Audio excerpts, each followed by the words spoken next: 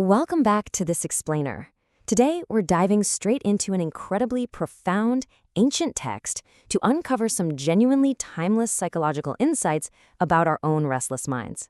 We're looking at chapter 6 of the Bhagavad Gita, specifically the practice of Dhyana yoga, or the yoga of meditation.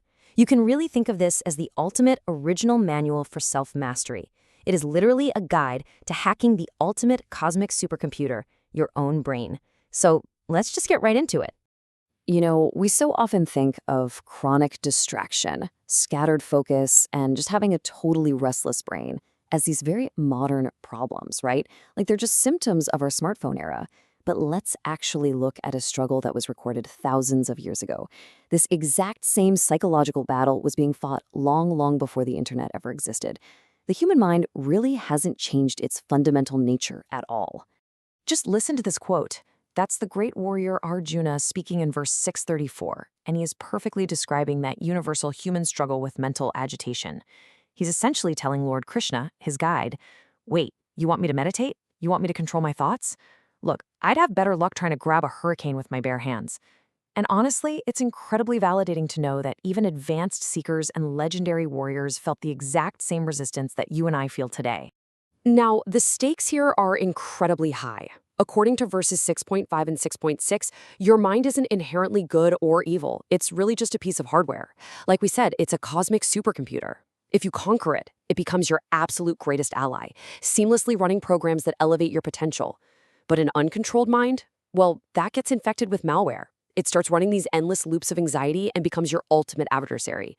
It's basically the difference between driving a high-performance sports car or being dragged on the pavement right behind one. To actually tame this supercomputer, we have to recognize its core operating states.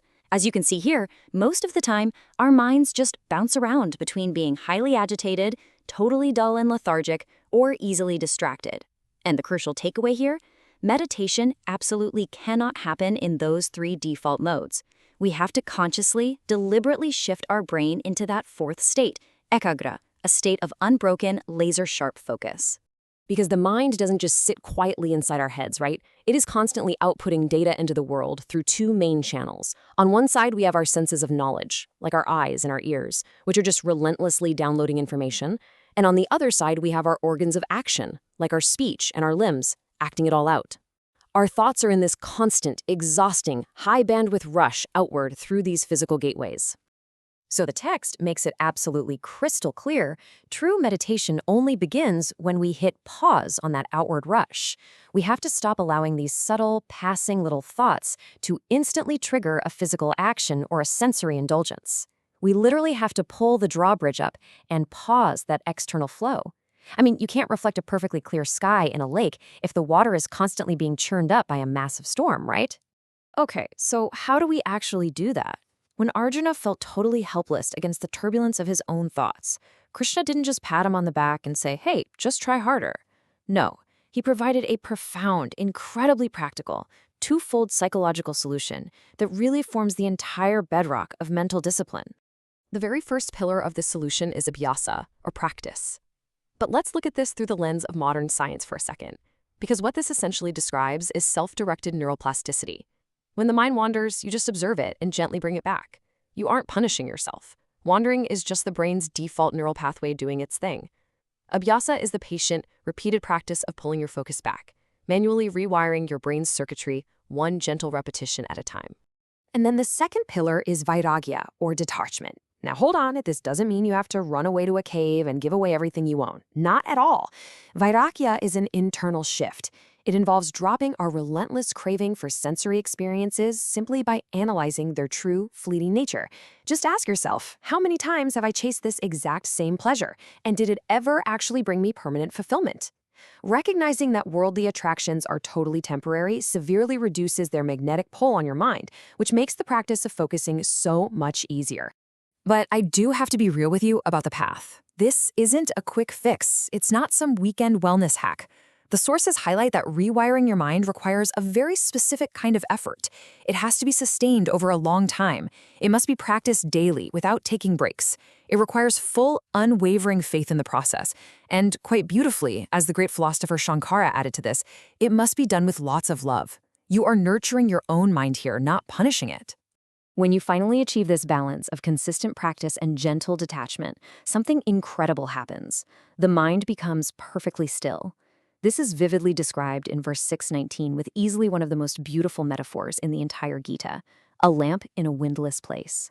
Without the turbulent winds of desire and distraction blowing it around, the flame of your awareness just does not flicker. It burns incredibly steady, bright, and pure. Now, it is absolutely crucial to make a major distinction here. A lot of people only ever experience a quiet mind when they fall asleep, so they mistakenly confuse lethargy for stillness. But true meditative stillness, which is known as samadhi, is not sleep. Sleep just overpowers us with dullness and ignorance. Samadhi is the exact opposite. It's a state of being completely awakened, intensely luminous, and vibrating with pure, focused awareness. Think of it like this, going back to our supercomputer analogy. Deep sleep is just putting your computer into sleep mode. The screen goes dark, sure, but all your chaotic background programs and tabs are still paused, just waiting to spring right back up the second you wiggle the mouse. True meditation is totally different. You haven't just gone to sleep. You have completely closed out every single program. The mind has emptied itself entirely of thoughts, freeing up all the RAM and returning to its original, pristine operating system. And why does achieving this internal stillness even matter for us? Because this deep internal work leads directly to absolute equanimity in the chaotic external world. Consider the famous story of Lord Ram. The night before he was supposed to be crowned king of the entire realm, he was perfectly calm, not swept up in ego or pride. And the very next morning, when he was abruptly stripped of the throne and banished to a dangerous forest for 14 years, his reaction was the exact same perfect calm. A true yogi remains completely tranquil, totally unmoved by immense honor or devastating loss, literally viewing worthless stones and pure gold with the exact same balanced mind. Now, if you're sitting there hearing all this and thinking, wow, that sounds amazing, but also completely impossible for me, you are definitely not alone. A very natural fear pops up right about here. And Arjuna asks Krishna the exact same thing. He says, what happens to the unsuccessful seeker? What if I start this journey with genuine faith, but halfway through my restless mind just gets completely distracted by the world and I lose my focus? Have I just totally wasted my life?